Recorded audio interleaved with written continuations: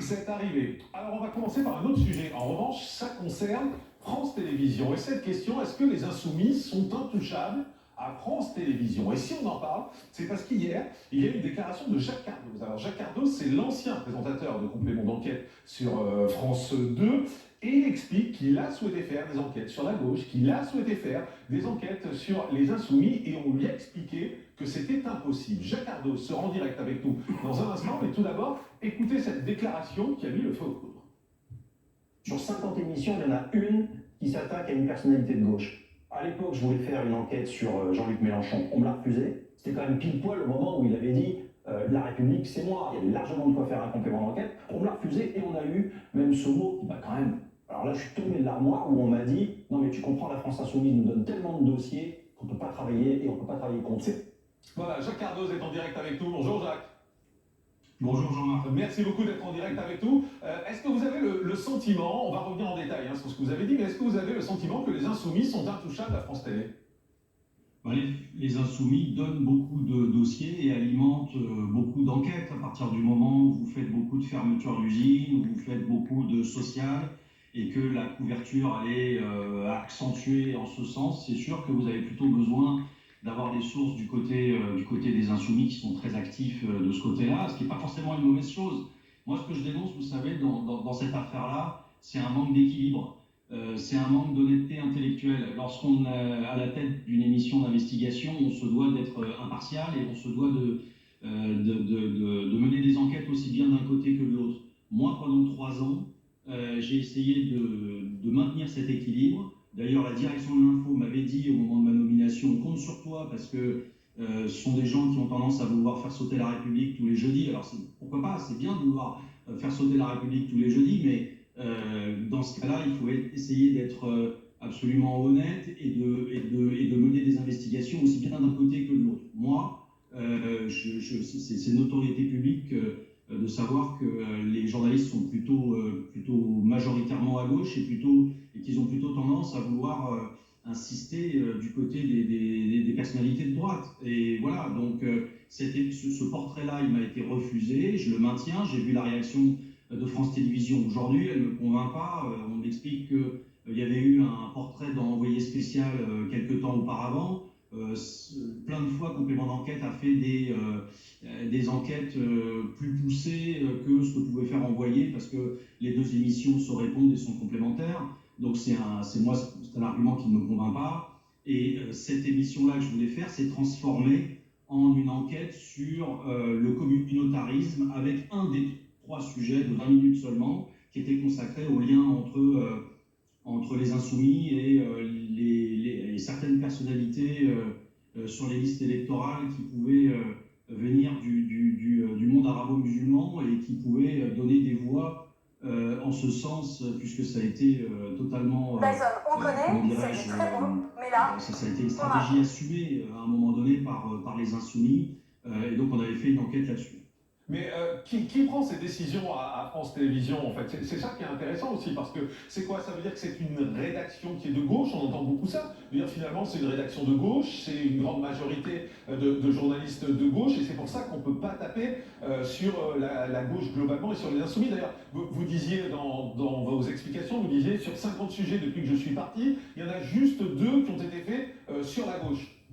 Je le maintiens, Jean-Marc. Il y a eu une enquête que j'avais demandée avant mon départ sur Anne Hidalgo, elle a été diffusée après. Il y a 25 émissions par an. Tristan Walex et Hugo Plagnard sont là depuis 2 ans. Et sur 52 émissions, moi j'ai vu seulement 2 émissions consacrées à des personnalités de gauche, Madame Rousseau et Madame Hidalgo. Et encore, sur Madame Rousseau, ce n'était pas spécialement méchant. Parce qu'il y a ça aussi. Donc il y a aussi comment on le fait, avec quelle appréhension, avec quelle... qu'est-ce qu'on va chercher lorsqu'on fait un portrait sur quelqu'un et que vous avez peu de choses à dire. Vous cherchez par capillarité à essayer de coller des choses. Pour parler de l'enquête sur M. De Villiers, sur le Puy du Fou, dont vous avez parlé ici dans cette émission, on est quand même allé chercher quelqu'un qui a été victime, le dit-il, d'abus sexuels. Ça n'a aucun rapport avec l'enquête sur le Puy du Fou. Donc, pour moi, ça, c'est une forme de malhonnêteté intellectuelle. Moi, personnellement, pendant mes 3 ans, j'aurais jamais laissé passer quelque chose comme ça. J'ai refusé un certain nombre de reportages et d'enquêtes qui me paraissaient pas tenir la route. Et à l'inverse, il y a certaines choses que j'ai pas réussi à faire, et en particulier cette enquête sur Mélenchon. Et je peux vous dire, Jean-Marc, que oui, il y a des amitiés au sein de compléments d'enquête, il y a des gens qui sont ouvertement d'extrême gauche et à qui ça pose un problème. Et je maintiens ce que j'ai dit. Une journaliste m'a dit c'est pas possible, on peut pas faire ça. Les Insoumis nous donnent un certain nombre de dossiers. Mais au-delà de ça, Jean-Marc, moi, le débat que je voudrais lancer, c'est que France Télévisions aujourd'hui, à mon sens, n'est plus un groupe public neutre. Lorsque vous avez des émissions d'investigation qui sont totalement portées d'un côté, et que vous avez un Tristan Walex qui veut tout faire pour ressembler à Élise Lucet, qui n'incarne pas, selon moi, l'idéal de l'investigation, contrairement à ce qu'elle dit, je suis désolé, mais ça me pose un problème. Moi, j'ai rien contre l'investigation, j'ai rien contre le journalisme d'investigation, au contraire, et si je prends la parole aujourd'hui, c'est pour, d'une certaine façon, libérer un certain nombre de journalistes à France Télé qui me disent c'est plus possible, on est dirigé par des idéologues. Il y a quelque chose qui me choque et dont on ne parle jamais. Cette maison est dirigée par un directeur général qui a 36 ans, M. Sidbon Gomez, qui a été le directeur de campagne d'Eva Joly. Directeur de campagne d'Eva Joly. Je veux dire, il s'agit de l'argent du service public. C'est lui qui décide de centaines de millions d'euros qu'on donne à telle ou telle société de production. Il a été directeur de campagne d'Eva Joly. Il a été également proche de Cécile Duflot lorsqu'elle était ministre. Et on a dans le même temps Mme Ernotte qui explique devant des parlementaires qu'elle ne présente pas la société telle qu'elle est, mais qu'elle présente la société telle qu'elle voudrait qu'elle soit. Je vais essayer de pas être trop long. Je suis désolé, Jean-Marc, mais je voudrais... C'est intéressant parce que c'est des idées qu'on développe régulièrement sur ce plateau, sur le fait que France Télévisions n'est pas objectif et de gauche, mais là vous parlez de l'intérieur. Donc c'est pour ça que je vous écoute avec attention, donc allez-y. Très bien. Et j'ajoute quelque chose. J'ai vécu 27 ans à France Télévisions. Honnêtement, tous les présidents et directeurs généraux, Jean-Pierre Elkabbach, Monsieur de Carolis, Monsieur Tessier, ont toujours fait super attention à ne pas toucher à l'info et à faire en sorte que le directeur de l'info soit quelqu'un de fort. Ça a été le cas de Mazerolle, ça a été le cas de Thuillier, ça a été le cas de gens qui ont pris la carapace, Arlette Chabot, Jean-Luc Manot évidemment, des gens qui avaient la carapace et qui pouvaient faire face au monde politique et qui avaient eu une idée géniale. Jean-Pierre Elkabbach, il avait mis à l'antenne aux 20h 5 fois Mazur et 5 fois Bilali en alternance, de façon à ce que dans la rédaction, personne ne puisse dire « Ah, pourquoi mon sujet ne passe pas? Mais parce que politiquement, ça pose un problème au tel hasard. » Comme vous avez toutes les tendances qui sont représentées à France Télé, je trouvais ça génial parce que votre sujet qui ne passait pas à 20h, il avait toute chance de passer avec un autre présentateur la semaine d'après. Mais tout ça a volé en éclats lorsque moi je suis revenu des États-Unis en 2018. J'ai vécu 10 ans à l'étranger, j'étais correspondant 4 ans à Londres et 5 ans aux États-Unis. Et lorsque je suis revenu, France Télé n'était plus le même. Je regrette de devoir le dire. Jean-Marc, je vais vous faire un aveu. Lorsque je suis revenu, on m'a dit « Tu n'iras pas chez Morandini. Hors de question que tu ailles chez Morandini. » C'est un scoop que je vous donne. Hors de question d'aller chez CNews. Hors de question de parler aux médias du groupe Bolloré. Voilà, donc je m'interroge sur ce côté, il y a le camp du bien et le camp du mal. En fait, France Télé était devenu un groupe où on va prôner ce qu'il convient de faire. J'ai entendu des phrases de dirigeants, Delphine Ernotte pour ne pas la nommer, dire « on va éduquer les gens ». Notre rôle est d'éduquer les gens. Je l'ai entendu, je vais le citer parce que sinon on va me dire que c'est une fake news. Elle l'a dit en juin dernier sur un plateau devant plusieurs dizaines de producteurs à La Rochelle. Non, on n'a pas à éduquer les gens. La présidente de France Télévisions, le directeur général, ils sont là pour choisir des programmes. Et moi, je m'étonne qu'il n'y ait pas de commission d'enquête parlementaire sur le sujet. C'est un scandale, Jean-Marc. C'est un vrai scandale. Aujourd'hui, est-ce que les Français trouvent normal que le directeur des programmes et celui qui pilote en coulisses d'une certaine façon l'info, puisqu'il y a une porosité totale aujourd'hui entre le directeur général et l'info, est-ce que vous trouvez normal que ce soit des gens qui soient politisés, qui l'affichent, qui disent on est là pour éduquer les gens? Non, je suis désolé, c'est contraire à mes valeurs.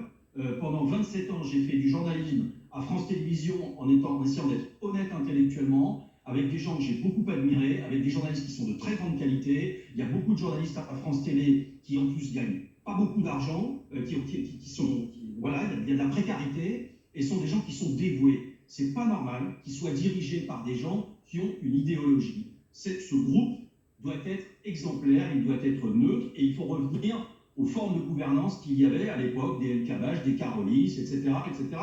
Et moi, j'espère que des parlementaires vont se saisir de ce sujet parce que c'est un véritable scandale et qu'à l'intérieur de France Télé, vous avez des gens qui m'appellent et qui me disent « Mais enfin, vas-y, parle. Moi, j'ai 54 ans, vous savez, j'ai plus rien à perdre. Je peux être blackboulé par la moitié de la place de Paris parce que France Télé, c'est un mastodonte qui est lié à des dizaines et des dizaines de sociétés de production. Mais ça suffit, quoi. Ça suffit. Le dérèglement médiatique, il est dû à France Télévisions et à cette présidence-là. Et je le dis tranquillement. Et en plus, je vais vous dire, Jean-Marc, vous le savez, en janvier et février prochain, je conduirai une enquête pour TPMP, plus exactement pour C8, par l'intermédiaire d'une enquête qui s'appellera enquête de complément, et j'étayerai tout ça. Je raconterai tout ça, je raconterai où sont les dérives. C'est pas normal, par exemple, que M. Bernard-Henri Lévy ait eu un programme, qu'on ait financé un programme qui a été vu par quelques personnes, tout ça parce que c'était sa vision du monde. Enfin, je veux dire, je suis désolé, il y a des dizaines de producteurs sur la place de Paris qui ont des super idées, qui ont des bons programmes à mettre à l'antenne. Arrêtons avec tout ça, quoi. Je vous ai laissé parler parce que ce que vous dites, c'est très fort et c'est même explosif parce que ça révèle des coulisses qui jusque-là n'étaient pas révélées. Le reproche que vont vous faire certains, et je les entends d'ici parce qu'on va chercher à vous coincer bien évidemment, le reproche qu'on peut vous faire à certains moments, c'est pourquoi ne pas l'avoir dit plus tôt. Tout à fait. Eh bien, probablement que oui, non mais très bien. Lorsque je suis revenu des États-Unis, je n'avais pas forcément conscience de ce qui se passait à l'intérieur de France Télé. J'ai très mal vécu le départ de Thierry Tulier et David Pujadas. On faisait un excellent 20h. J'ai pas compris le départ de David Pujadas. Moi, les audiences étaient très bonnes, c'était très exigeant. Un jour, il a ouvert sur un 4 minutes sur le Zimbabwe réalisé par Dominique Bernard. Est-ce qu'on ferait ça aujourd'hui? Quand je regarde le 20h, moi, et que je vois des sujets sur l'Afrique, en général, c'est pour parler des crocodiles et des hippopotames. Ben, je suis désolé, mais il se passe des choses en Afrique qui sont bien plus inquiétantes et bien plus problématiques. Et ce 20h ne me convient pas non plus. Donc, si vous voulez, on a foutu dehors des personnalités comme Thierry Tulier, alors tant mieux pour TF1, parce qu'ils sont en train de cartonner et maintenant je regarde TF1. Alors pourquoi j'ai pas parlé avant? Ben, j'ai pas parlé avant, en effet, parce que j'étais salarié de France Télé, j'ai décidé de démissionner pour rejoindre un club de football parce que j'ai eu une belle proposition à l'Olympique de Marseille et que ça fait partie de mes passions. Donc je l'ai quitté. J'ai quitté Complément d'enquête parce que, et je le maintiens, parce que j'ai été dépossédé et parce que ça devenait impossible d'essayer d'avoir une neutralité, d'essayer de mener journalistiquement ce que j'avais envie de faire. Parce que dès qu'on était d'un côté, bah, c'était le facho de service, c'était ah oui mais toi t'es libéral, t'as vécu aux États-Unis, ah oui mais c'était insupportable en fait, c'est-à-dire que Élise Lucet a étendu une telle toile que autour d'elle en fait plus personne ne peut penser différemment. C'est ça la réalité de France Télévisions aujourd'hui. Je le regrette. Cache Investigation, c'est une excellente émission, mais au service de quoi? Pour qui? Pourquoi? Contre les patrons systématiquement? Contre le grand capital? Contre le succès? Mais vous vous rendez compte de ce que je suis en train de dire là? En fait, c'est les propos de la France Insoumise ou de la gauche. Alors aujourd'hui, je vois sur les réseaux sociaux, ah bah oui, on a clairement compris, Jacques Cardoz, du coup, il y a à droite qui sert les intérêts des uns et des autres. Pas du tout. Pas du tout. Moi, c'est totalement faux. J'ai voté des deux côtés. Je supporte pas ces attaques-là. Aujourd'hui, n'importe quel journaliste devrait pouvoir dire et pouvoir mener des enquêtes comme il l'entend et surtout dans le service public sans être accusé d'être un facho. Mais pour répondre plus précisément à votre question, c'est vrai que j'aurais pu le dire avant. J'ai été salarié de France Télé. J'ai quitté France Télé il y a 1 an. Il y a 2 ans maintenant. Aujourd'hui, je suis libre de pouvoir dire ce que je peux dire. Il y a beaucoup de gens qui vivent en vase clos à France Télé, qui ne peuvent pas le dire parce qu'ils sont dans... il y a la sécurité de l'emploi, ils se disent, voilà, ils vivent comme tout le monde. Ce sont des Français qui ont aussi des difficultés, le prix de l'immobilier, des gens qui vivent des séparations, des drames personnels, des maladies. Voilà, donc ils préfèrent rester à France Télé et puis ils se disent, de toute façon, cette présidence, elle changera. Et peut-être que dans 3 ans, ce sera mieux. Mais moi, Jean-Marc, pourquoi aujourd'hui les parlementaires n'interrogent pas Madame Ernotte à partir de cette phrase qui est publique? C'est quand même pas moi qui l'ai inventée. Madame Ernotte s'est présentée devant les parlementaires pour dire « Je veux présenter le monde tel que je souhaiterais qu'il soit, pas tel que je le vois. » Et je vais même révéler, message attendrait janvier et février, qu'il y a des courriers internes dans lesquels on interdit à un certain nombre de journalistes de montrer certaines réalités. Il faut que ça un sache. exemple, Jacques Arnaud, un exemple de ce que vous n'avez pas, de ce qu'on n'a pas le droit de montrer. Un exemple. Non, je ne le donnerai pas, mais ce sont des... Parce que je vais garder un certain nombre de révélations. Je vous dis juste un exemple de ce que vous n'avez pas le droit de montrer à France Télé. Vous n'avez pas le droit de montrer certaines réalités qui peuvent poser problème selon des dirigeants qui se sont positionnés clairement plutôt à gauche et plutôt écolo-radical. Hein, on parle là d'écologie radicale. Donc, l'écologie, elle appartient à tout le monde. Ce n'est pas forcément l'écologie radicale de gauche. Donc, c'est dommage qu'elle soit entre les mains d'un directeur général qui, encore une fois, a le pouvoir de choisir sur la base de documents établis sur des storyboards, etc., qui a le pouvoir de choisir tout ce qui se fait à l'intérieur de France Télé. Il y a un manque de neutralité, d'indépendance. Tout à fait. Ce directeur général, on lui donnera la parole, bien évidemment, s'il souhaite venir, hein, Simon Gomez, s'il a envie de venir ici. Je peux être confronté à lui. Écoutez, on va lui proposer un face-à-face s'il accepte sur ce plateau. Juste une réponse, si vous pouvez, très rapide, parce que je suis très en retard. Réponse rapide. Est-ce que quand on dit que la rédaction de France Télé est à gauche, est-ce que c'est vrai ? Moi, j'en suis intimement convaincu parce que je connais les journalistes depuis 27 ans. Vous savez, M. Simon Gomez, je suis arrivé à France Télé, il avait 7 ans. Donc je connais mieux les journalistes de France Télé, je les connais tous, je les ai tous vus arriver. Pour moi, la rédaction est entre 70 et 80% à gauche, j'inclus toute la rédac. Voilà, et aujourd'hui, ça veut dire que quelqu'un qui arrive dans une émission pour un 13h, pour un 20h, et qui voudrait faire une enquête, c'est bizarre, il y a peu d'enquêtes sur les banlieues, c'est bizarre, il y a peu d'enquêtes sur les armes en banlieue, c'est bizarre, il y a peu d'enquêtes sur un certain nombre d'avantages sociaux qui peuvent être donnés, mais ils ne seront pas forcément écoutés, ou bien on leur dira, non, attends, on ne peut pas faire ça parce que tu comprends, je sais pas quoi, ton enquête, elle n'est pas suffisante, ou bon, voilà, enfin, je veux dire, on sortira plein d'excuses bidons. La réalité, c'est que moi, je vois une couleur politique à l'antenne et on ne devrait pas. Merci beaucoup, Jacques Arnaud. Merci beaucoup et on va continuer à en parler dans un instant parce que je voudrais que tout le monde réagisse.